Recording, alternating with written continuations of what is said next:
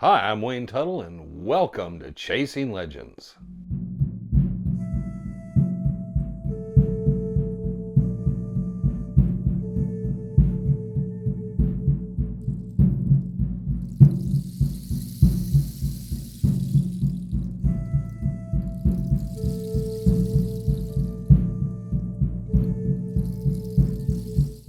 Welcome back to Chasing Legends. Before we get started, please hit the subscribe button, hit the notification bell. Go to our website at www.legendsofsuperstitionmountains.com. All kinds of good stuff there. Check out the other videos here. Grab a t-shirt, grab a hat, grab a coffee cup if you can. Hopefully Trevor has all those links worked out because I know they were a little bit of a mess. Busy weekend at the end of it, and we had this story. I thought I'd told this story before. I was aware of it. We'd actually been out on the search for this story. And then I thought, I don't think I've told it because it's kind of confusing with some others. So the story begins with a gentleman named Amos Hawkins. Not to be confused with Tracy Hawkins, a completely different person, a Dutch hunter. But Amos Hawkins, born in 1906 in Eden, Arizona. Now, Eden, Arizona is north of Wilcox, kind of northeast of Mount Graham in that area. Small town, not much there. But when Hawkins is about 6 years old, his family moves to Florence. Hawkins ran away from home at 12, and he ends up becoming a cowboy, among a bunch of other things. He becomes a packer, pretty well-known packer in the Superstitions. You'd know him. He was involved from 1963 till his retirement in the 70s as a deputy sheriff of the Pinal County Sheriff's Department. And he was involved with the stuff with Ed Piper and Celeste Jones. He was involved with stuff with Crazy Jake. He also was the gentleman that recovered Al Morrow's body. So he was pretty well familiar with the mountains. Tom Collenborn knew him. A lot of people knew him. And there's a lot of stories about him. He worked in the late 20s and early 30s. He worked at the JF Ranch for Bill Martin. Bill Martin on the roundups, the cook he would bring in was Herman Petrash. Herman was very close, tied in with the Martin family. In fact, when he passed away, I believe it was around 1953, he's buried with the Martin family in the Superior Cemetery. Well, Herman would sit around and, while they were eating dinner and stuff, would talk and tell some stories. And Hawkins remembered the story that Herman had told. Sometime in the late 1880s, there had been a stagecoach robbery. What had happened is the stage was going to Pinal Township, and it was leaving Hewitt Station, which is along Queen Creek. They had the payroll on board. Nothing specifically I've ever seen says whether it was silver dollars, gold dollars, banknotes, what the payroll consisted of, but it was in a Strongbox up under the driver's seat, chained in on the stage. They left Hewitt Station, which is about 12 miles as the stage line runs, to Pinal. About 3 miles outside of Hewitt Station, 3 men are blocking the road armed with guns. They stop the stage and tell the guys, don't draw your guns. We don't want any personal items from anyone. We don't want to cause anyone any harm. All we want is the Strongbox. You just throw down the Strongbox. We will let you go on your way. There's no need for any other problems or trouble. And that'll be it. Depends who you are. Human life, probably far more precious than what was in the Strongbox, which was supposedly $85,000 in payroll. Now, it might have been from ore or something sold or something else coming back. We don't know. So they throw the Strongbox down. The men ride over by it with their guns drawn still. Tell the stage to get on. The stage continues east, going towards Pinal. And as soon as the stage is on its way, one of the men jumps down, grabs the Strongbox, they get out, and they start riding again. The stage goes all the way to Pinal, which would have been about 8 or 9 miles continued. They get to Pinal, let them know what happened. They send out a posse. The posse does not stop until they get to Hewitt Station. They're tracking these guys. They found the tracks. They get into Hewitt Station, pick up a few more riders and posse members, and continue out. Continuing west. They follow and track these guys up into the foothills of Comet Peak. Now, for some people might get confused with all this. Queen Creek runs through there, but Queen Valley's on the other side of Comet Peak, and Comet Peak is above that area. It's in the southern Superstitions general area. So they get up there and they start to work their way up, and they find the men there. Went to set up camp. They just decided to set up camp, thought they were in the free and clear. Two of the men had taken off their saddles and dropped them. One man had just dismounted when they got there.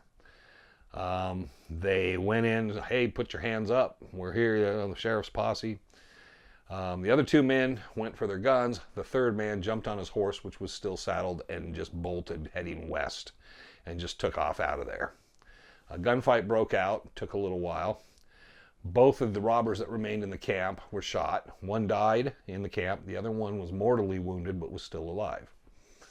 The posse tried to talk to him, asked him where the Strongbox was, because it was nowhere in the camp. He told them between here and the Robbery, they buried it under a Palo Verde tree on the banks of Queen Creek.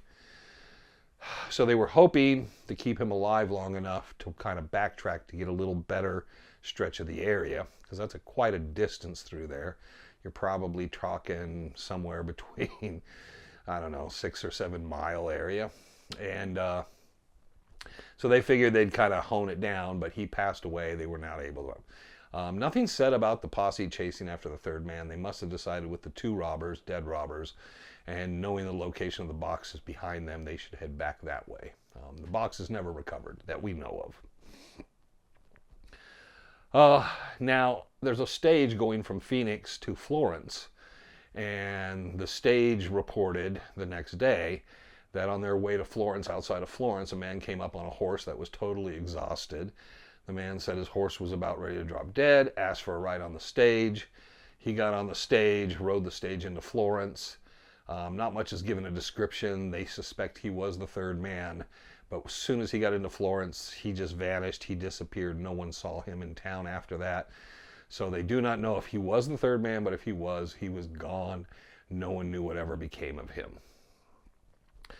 Now, Hawkins took the story and he said he did look around the area. There was a man in the early 1920s that had been out there. He showed up with one of the early model of bulldozers that started coming out in the early 1920s. He'd heard about the treasure story. He went up and down Queen Creek, and to this day you can find a few of the spots. He dug all along Queen Creek with the bulldozer. There's piles of dirt 2-3 feet high, about 8-9 feet in diameter, where he dug these holes next to every Palo Verde tree he could find, or he suspected it would be. Hawkins said the guy just was tearing stuff up everywhere. Most of that's washed away because it's been so long, but you could see traces, and you can see where people have dug, whether it was him or other people, and other people continue to search. Now, Hawkins said there was a number of other people involved. A woman contacted him once and said this woman told him that she had, one of the robbers had visited her in a dream and shown her where the spot was under the Palo Verde in the area where the Strongbox was buried. He said she was very convincing. She was there with her son. She told Hawkins, if we recover it, I will give you half. He figured, yeah, what the hell, it's worth it. So he went out with them. They didn't find anything. He said she continued to go out, but he said she could never find anything that looked like the spot from her dream. Another individual came out with a metal detector. Hawkins said he would come out every year or two. And he came out about 5 or 6 times. He would come down to the sheriff's department, the Pinal Sheriff's Department, ask to see Hawkins, talk to Hawkins, and ask him about the area and kind of draw out the area and look at maps where people had searched and where they hadn't, and different possibilities. And Hawkins became kind of like the guru on this. And he said the man went out for many years, but as far as he knew, the man never recovered anything and then eventually just quit searching. Now, we did go out. I've been out there a number of times because it is an intriguing story. And I always believed, I asked Tom Collenborn, Tom's thought was, he didn't tell me there's a newspaper article or anything, he followed up. So I never had that information. But what I found interesting was that Tom had been out there. Tom talked about it a bit. Amos Hawkins had talked about it quite a bit. Herman had talked about it. There's enough references, I think someone would have said, oh, it's a bunch of bull, this never happened, if it hadn't happened. Each of these individuals had searched for it. So there must have been enough tangible evidence that this did take place, and there was a payroll box. Whether it was $85,000 or not, I don't know. But there must have been a payroll box that's somewhere 3 miles outside of Hewitt Station and back to Comet Peak, somewhere buried under a Palo Verde tree. Now, I know a number of other people as well have searched for this thing. And I'm not sure how successful they've been. I don't think they've been, because all I heard was they were searching for some sort of treasure or a strongbox or something in the area. A few people felt it was attached to Herman Petrash. I think if Herman would have had it, we would have known. But I think a couple people dug around that area, but it would seem odd, since that was so close to Hewitt Station, that they would have buried it near the Hewitt Station. Now, Hewitt Station was a point. Apaches would attack it occasionally. There were gun portals, you know, where they would shoot back at the Apaches. Everybody would run in the buildings and fire from it. It doesn't seem like it would be that close into that part of the area, but where it would be from the 3 miles going east out of there, and then the distance to Comet Peak, and who knows if these guys kind of decided to track off somewhere and do it. You would think there would be some sort of marking or something prominent about the spot, but so far that I know, no one's ever found it. I think we have some film. I don't know if Trevor was with us when Frank and I were out looking and searching and some of the stuff in the area. I don't know how much Frank knew about the story, but I was very aware of the story. And I found the area interesting, always keeping an eye out, looking and seeing if I could see anything that would kind of catch my eye that, hey, you know what, Frank, run your metal detector over here. But we never came across anything that I thought kind of stood out. And there's a number of stories in that area, that kind of different things, but this one seems to be on pretty solid ground.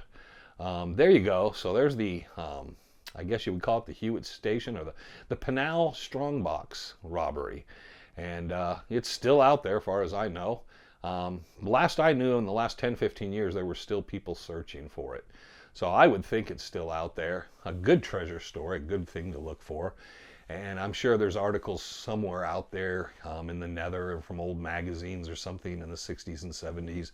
I don't remember ever Tom or anybody telling this as a treasure story of the superstitions, but I would think it's out there somewhere. Someone would have talked about it. And there's enough. I was able to pull enough information out of my files. So there you go. Pinal Strongbox. Maybe you too, while out quadding around, might get under a Palo Verde and say, hey, you know what? There's something poking out here. And $85,000 in payroll is yours. So there you go. Hope everybody has a wonderful week. But most importantly, always remember, and this is the most important thing to remember, is I'm Wayne Tuttle, you're not. And this was Chasing Legends.